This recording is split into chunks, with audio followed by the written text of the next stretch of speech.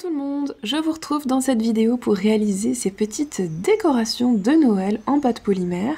Donc on va faire des feuilles de houx et on va réaliser des sucres d'orge. Ce sont des décorations que je fixe en général sur les bûches de Noël Marque-Place.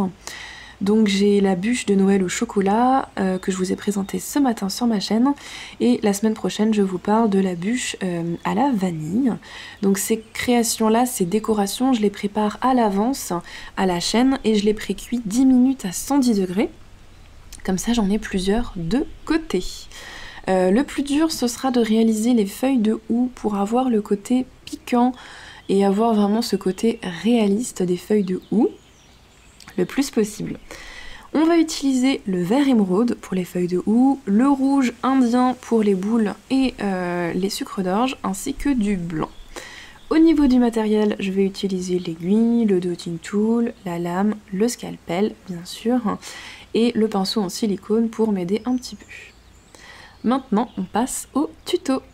On va commencer par faire deux petits boudins vraiment très fins, un de rouge et un de blanc, et on va venir les vriller pour obtenir cette torsade qu'on voit sur les sucres d'orge en général.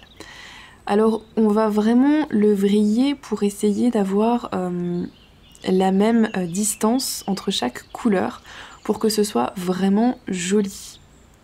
Et ensuite on va venir le lisser pour qu'il n'y ait plus de différence entre les deux boudins. Et plus on va le vriller, plus on va resserrer les lignes. Ensuite, il nous suffit de découper à la taille qu'on veut. Donc ça dépend ce que vous voulez faire comme création. Et on vient arrondir le bout pour faire le haut de la canne. Donc moi j'ai décidé d'en faire vraiment des toutes petites puisque ce sont pour les Marque-Place bûches. Donc vraiment il faut que ce soit tout petit. Et j'en prépare plusieurs, comme ça j'en ai plein à l'avance. Ensuite on passe aux feuilles de houx, donc là je vais faire un petit boudin de rouge et je découpe à chaque fois 3 morceaux, puisque je fais à chaque fois 3 boules. Et ensuite il va falloir venir les rouler une à une. Donc ça prend du temps, mais c'est relativement simple.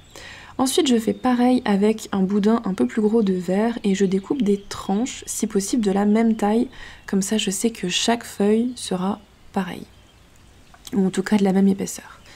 Avec mon scalpel, je viens faire des rebords piquants, donc j'essaye de faire des pics, un sur le dessus, puis ensuite 3 de chaque côté. Et avec le dotting tool, je viens faire la nervure de ma feuille. Donc voilà d'un peu plus près, donc je fais vraiment 3 pics de chaque côté et une au centre sur le haut.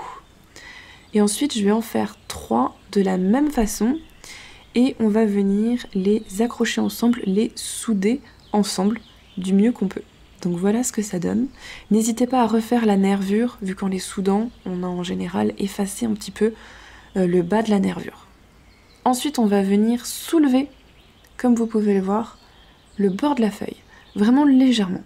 C'est pour rendre le côté un peu ondulé de la feuille de houx qui n'est jamais plate. On essaye de faire quelque chose de réaliste au maximum. Ensuite, je fixe 3 petites boules au centre. N'hésitez pas à utiliser un peu de fimo liquide si vous avez peur que ça s'en aille, mais personnellement je n'ai jamais eu ce souci-là.